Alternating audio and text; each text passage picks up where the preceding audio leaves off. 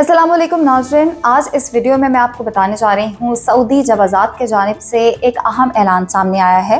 खरूज औहदा के हवाले से नई वजाहत उन्होंने पेश की है, जो कि मैं इस वीडियो में आपको डिटेल से बताने वाली हूँ। अब 1 साल बाद भी एक्सटेंशन मुमकिन हो सकती है। अगर आप या आपके घर वाले सऊदी अरब से बाहर हैं और आपका एग्जिट री एंट्री वीज़ा 1 साल पहले एक्सपायर हो चुका है, तो आज की ये खबर आपकी पूरी परेशानी को ख़त्म कर सकती है। जी हाँ नाज़रीन, सऊदी जवाज़ात ने इस हवाले से बाज़ाब्ता वजाहत जारी कर दी है, जिसने बहुत से लोगों को बड़ी सहूलत फराहम कर दी है। अब नाज़रीन, किसी ने जवाज़ात से एक सवाल किया, पहले मैं वो सवाल बताती हूँ। उनका सवाल ये था कि क्या exit re entry visa expire होने के 1 साल बाद भी एक्सटेंड हो सकता है, जिस पर जवाज़ात ने वाज़े तौर पर कहा है कि जी हाँ, अब ये मुमकिन है, लेकिन सिर्फ उसी सूरत में जब कुछ मखसूस शराइत पूरी होंगी।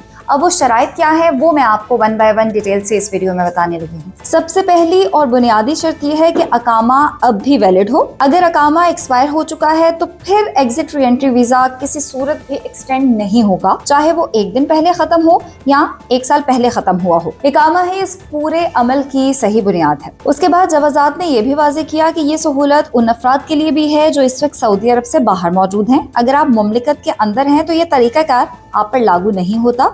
ये खास तौर पर उन्हीं खानदानों और वर्कर्स के लिए है जो किसी भी वजह से वक्त पर वतन वापस नहीं आ सकते। ये पूरा अमल मुकम्मल तौर पर ऑनलाइन किया जा सकता है और उसके लिए 2 प्लेटफॉर्म्स जो हैं वो इस्तेमाल होंगे। एक प्लेटफॉर्म जिसके बारे में हम अक्सर अपनी वीडियोस में बताते हैं, अपशर, कि आपके पास अपशर अकाउंट होना कितना ज़रूरी है। आप अगर हमारे पेज को विजिट करेंगे तो अपशर से रिलेटेड भी आपको बहुत डिटेल में वीडियोस मिल जाएंगी। उसके बाद मुकीम यानी कफील या कंपनी के लिए मुकीम जो ऐप है उसको मुतारिफ करवाया गया है। अब जो फीस है वो सदात सिस्टम के जरिए जमा करवाई जा सकती है। अब मैं आपको बताने लगी हूँ कि अपशर के जरिए एक्सटेंशन का आसान तरीकाकार क्या है। सबसे पहले प्लेटफॉर्म में अपशर इंडिविजुअल्स लॉग इन करें, फिर अपने अकामा नंबर और पासपोर्ट डालें। मोबाइल नंबर आने पर उसको पुर करें और वेरिफिकेशन कोड जो है वो आपके मोबाइल नंबर पे आएगा, आपने उसके अंदर फिर वो ऐड करना है। अब लाजमी शराइत एक बार फिर वाज़े करती चलूं कि एक्सटेंशन के लिए अकामा कम से कम 90 दिन के लिए वैलिड होना चाहिए, बेनिफिशियरी सिस्टम में रजिस्टर्ड होना चाहिए, तमाम फीस सदात के जरिए अदा की जाए। अगर इनमें से एक शर्त भी पूरी नहीं होती है तो फिर आपकी दरख्वास्त पूरी नहीं होगी, उसको मंजूर नहीं किया जाएगा और फिर आपको परेशानी का सामना करना पड़ेगा। तो इस वीडियो को गौर से देखें और जितने भी आपको मालूमात मिल रही हैं 1 बाय 1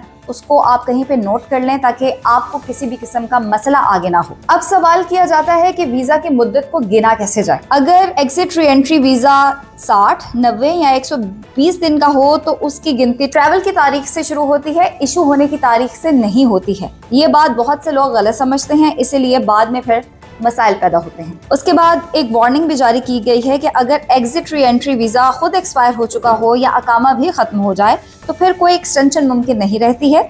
इस सूरत में नया वीजा ही वाहिद हल होता है। ये ऐलान हजारों गैर मुल्की खानदानों के लिए एक बहुत बड़ी सहूलत है। अगर ये मालूमात किसी एक इंसान का भी मसला हल कर दे तो यही हमारी मेहनत की कामयाबी है।